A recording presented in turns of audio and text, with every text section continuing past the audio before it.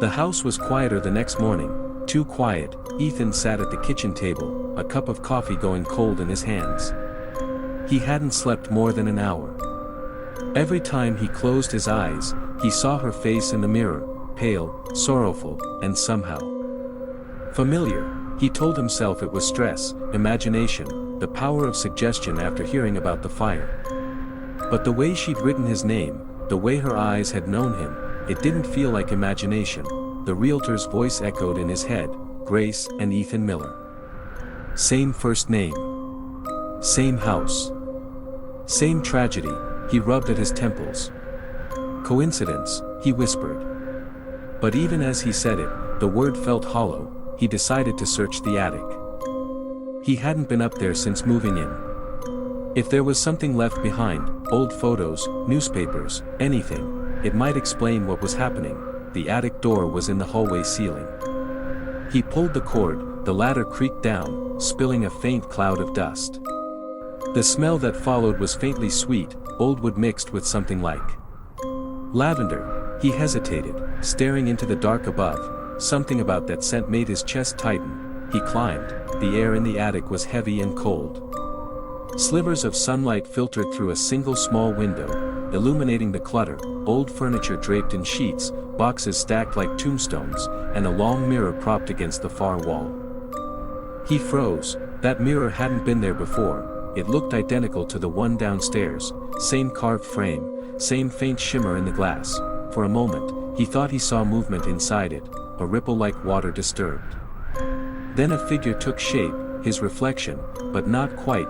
The other Ethan stood still, watching him.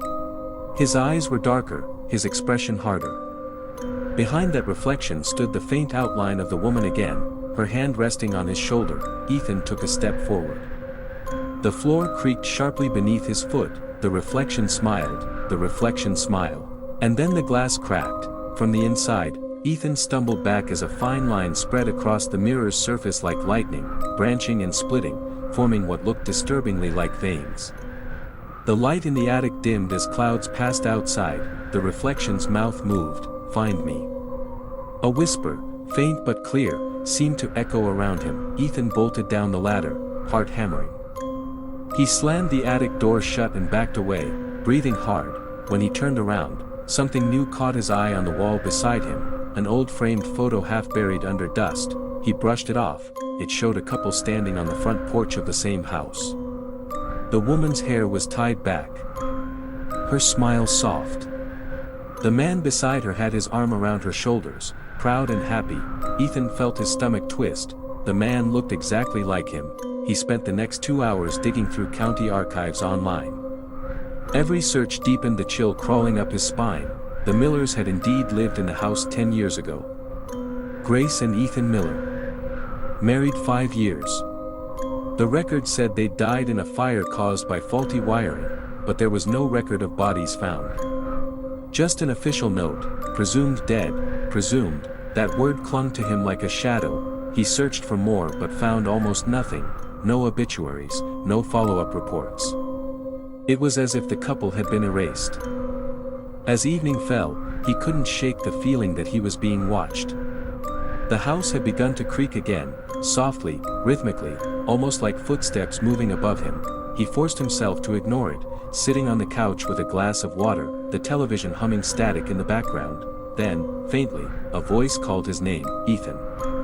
He froze. The sound came from the stairs. He turned slowly, every nerve in his body alive. Standing halfway up the staircase was a figure, a woman in a white nightgown, her hair spilling over her face. Her skin glowed faintly in the dim light. Pale as moonlight on water. "Grace," he whispered before realizing he'd said her name. The woman's head tilted slightly, as though she recognized it. Then she vanished. The air rippled, and for an instant, he smelled smoke and lavender again. Ethan ran up the stairs, calling out. Each room was empty. The mirror in the hallway stood uncovered again, though he was sure he'd thrown the cloth over it that morning. He stared into it, trembling. The reflection stared back, but something was wrong. The room behind his reflection wasn't his house. It was charred and blackened, walls burned, light flickering like firelight. In the reflection, the ceiling sagged and embers drifted like ash. And there, standing behind his reflected self, was Grace, her eyes filled with tears. Her voice came faintly, not through sound, but through the glass itself. "They never found us," she said. "You promised you'd come back." Ethan reached out instinctively, hand trembling against the cold glass. The reflection surface pulsed faintly under his touch, warm for a moment, too warm, like touching skin. Then he saw it, a small gold ring glinting in the ashes of the reflected floor. "The same ring she wore in the photo," he whispered. "Where are you?" The reflection flickered. Words began to carve themselves across the mirror again, glowing faintly red like embers. "Downstairs." The floor beneath his feet vibrated, softly at first, then with a heavy, rhythmic pulse, like the heartbeat of the house itself. The basement door creaked open. He'd never opened it before. The air that drifted up was cold and damp, carrying a faint metallic tang. The lights flickered once. Twice. Then steadied. Ethan stepped closer, peering down into the darkness below. He took one breath, then another, and started down the stairs.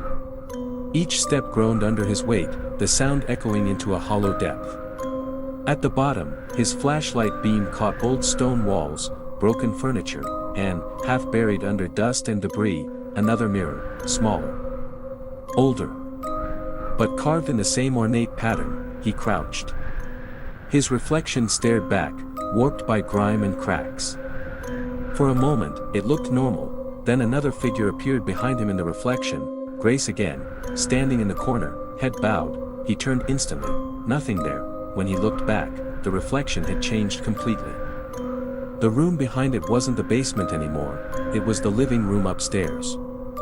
He could see himself standing there, motionless, staring back down, and in that reflection, the other Ethan smiled.